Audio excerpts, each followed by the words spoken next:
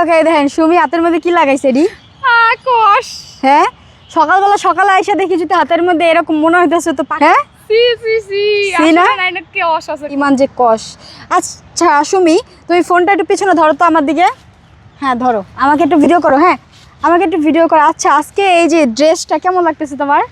খুব সুন্দর। সত্যি সুন্দর লাগতেছে আমার আজকে। ও আচ্ছা থ্যাংক ইউ। ওয়েলকাম।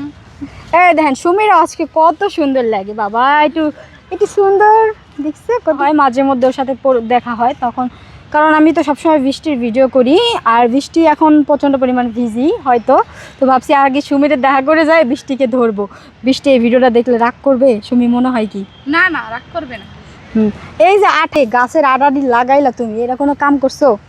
দেখেন দি কি করছে, এটি উঠবো কোনো দিন এখন?